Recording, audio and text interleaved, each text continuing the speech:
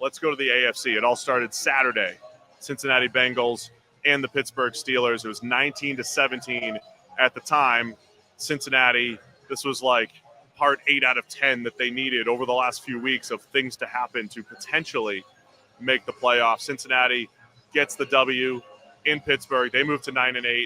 Steelers moved to 10-7. Eventually, it didn't matter. Bengals are going home, but they kept their playoff hopes alive for at least 24 hours. Yeah, I mean, I'm really torn on this, right? Like, I actually think Denver going to Buffalo is a pretty enticing game and quite a compelling story. And, I mean, I think Denver are live underdogs in the playoffs generally, right? So I'm not sad that Denver are the team to make it. I do think that we all missed out, though, by not seeing Cincinnati sneak in and that matchup happening. As flawed as the Bengals are, as bad as that defense is or has been for a large stretch of the season, and as much as they are the architect of their own downfall, like, this is their fault. This is nobody else's fault, right? They lost to the Patriots in week 1. You win that game, they're in the playoffs. It's their own fault they're in this situation. However, I do feel like we all miss out a little bit by not seeing Joe Burrow and the Bengals offense on the back of this win streak getting in and having to travel to Buffalo and terrifying the ever-living shit out of the Buffalo Bills for that wild card weekend. Yeah, and look, it was only a 2-point win against Pittsburgh, and they did it without T. Higgins down the stretch. He had an ankle injury. You saw Jamar Chase get a touchdown. It was a lot of short passing from Burrow, but like Cincinnati came out and they said, we don't have much of a run game. Yeah, we're going to be in the gun this entire game, and it's Joe Burrow. Like, we're not going to do a ton of play action. It's drop back pass, go get him. He drops back. He was 37 of 46 for 277. It's just 6 yards per attempt. It was a lot of just, hey, go make decisions, get the ball out of your hands quickly. We'll run some spread run game a little bit to slow things down. But this was, hey, Joe, go win the game for us. They had the game plan that Minnesota needed tonight, right? Like, we have a defense here that we think will win up front in the trenches. Their pass rush will beat our offensive line. We think the only way of offsetting that is by letting Joe Burrow drop back and fire the ball out of his hand quickly and get the ball into the hands of his receivers over and over and over again, despite the fact that they can play man coverage and get aggressive, and it worked consistently. Like, it was really impressive, and they were able to do that. The thing that was fascinating me, though, about the concept of maybe Cincinnati sneaking into the postseason, the game on Saturday, cold weather, ugly, cold, freezing temperatures. Cold weather helps defenses out. Cincinnati's defense has been the main problem this season. If they had snuck in on the road to Buffalo, cold. If you win that game on the road to Kansas City, cold. All of a sudden, the single biggest weakness of the Bengals is being helped by the conditions. It would have been fascinating, but they didn't get it done, so who cares? And from a Pittsburgh perspective, 4 straight losses to end the season. Yeah. All against pretty good teams, including this, hot Bengals team. Right. And I don't know what was up with George Pickens, but dropped everything. He had 1 catch for no yards, and every other target it seemingly hit his hands. Like, he had opportunities to beat George Pickens and to make big plays.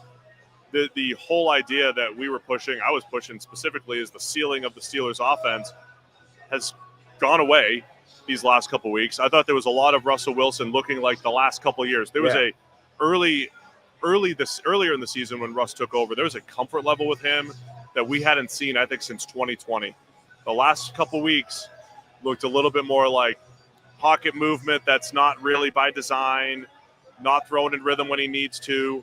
I thought the broadcast did a really good job of showing some late rotations where he thinks he's got single high, and then before you know it, it's like, oh no, too high. And you've been saying you hate, Russ doesn't like too high. He's not he's not going to just dink and dunk and move the ball down the field. He wants to take his shot plays. And they were doing that earlier in the year, and it was almost like defenses are getting back to, okay, Russ, go ahead, be patient, make plays down the field, and he's not doing it.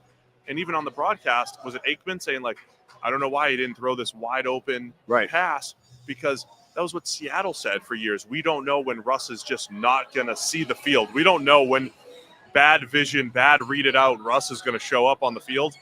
We're seeing more of that these last couple of weeks. I mean, yeah, like you look at the end result and the close scoreline and all those kinds of things, and you sort of say, yeah, well, look, it was only a 2-point win against Pittsburgh. On the other hand, Cincinnati was better for the majority of this game significantly. And then a couple of drives, right? We were like, I was literally asking the question, how close are we to Pittsburgh thinking about throwing in Justin Fields to see if it sparks this offense. And then literally right as that happened, like Russell Wilson found it for a drive, scored a touchdown. They get a stop the next drive, and all of a sudden, what was a fairly comfortable Cincinnati lead evaporates. They then get the weird Russell Wilson fails on that short conversion, doesn't even see the open guy, and then there's a mess in the punt game, especially for Cincinnati. Suddenly it's a ball game again, right? But like, it took a couple of drives consecutively to change that game. 2 minutes in an otherwise absolute dominant performance by Cincinnati, and Pittsburgh looking lost again. So, yeah, like it got and by close. the way, and they still had it at the end. They still had a 4th and 12, yeah. Was it? Russ hits Pat Freiermuth right in the hands. He's their most dependable receiver yesterday. Drops it. That would have given them a chance to at least spike it, and kick a game and so like field they goal. had opportunities, and it was ultimately close. But like the majority of this game was concerning for the Pittsburgh Steelers, and they go into the playoffs maybe the two teams sort of really stumbling their way in, Pittsburgh and Houston. Yeah, and so if Pittsburgh won, they would be going to Houston. Yeah, and probably feel a little better about that. Now because they lose and the Chargers won, Pittsburgh's going to Baltimore. And look, I think we ask this every year. Does it matter how you go into the playoffs? I think like a loss or two doesn't necessarily matter. If you go in like last year's Eagles, we bring that up all the time. They were horrible the whole second half of the year. It mattered. They showed up the same way in the wild card round.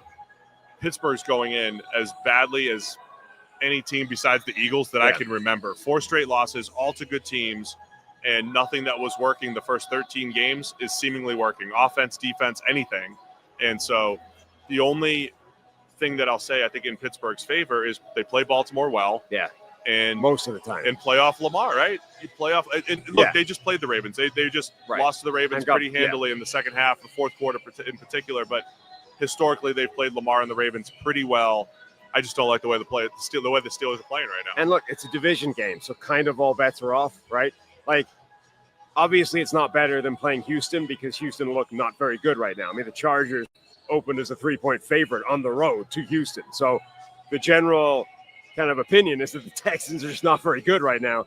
Clearly, Pittsburgh would have preferred to be playing the Texans. But if you had to play one of the really good-looking teams, Baltimore, Buffalo, Kansas City, I think that they would prefer to be playing the division game, the team they know, the team that they have played really well at least once this season, rather than Buffalo, who looks really good and they don't have that level of familiarity with. Like, I think that they would be happy enough getting another crack at Baltimore. Yeah, and maybe I'll laugh at myself for saying it, and the number of times I repeated that the Steelers' offense the ceiling's higher with Russell Wilson. Well, in this one, 193 total yards. Yeah. 3.3 yards per play. The floor is apparently pretty low as well with the Russell Wilson Steelers offense. So we get to see them next week. The floor never changed. I mean, that was the thing, right? Like, neither one of these two quarterbacks really affected the floor. Like, they can both have terrible games where nothing works and it looks disastrous. But Russell Wilson generally did raise the ceiling of it. The thing is now, it's if you get one, you need one, the good one, because you get one shot at this, right? Now they've 2 games against Baltimore. One, they've been good, and they gave them a tough game. The other one, they got wrecked, and they look like a complete, out of their league. So if the second team shows up, forget about it. You're going home. It's not even close. If the first team shows up, we have a ball game. Thanks for watching all the way to the end of our video. For more great content, click here to subscribe and here to watch another video. We'll see you again soon.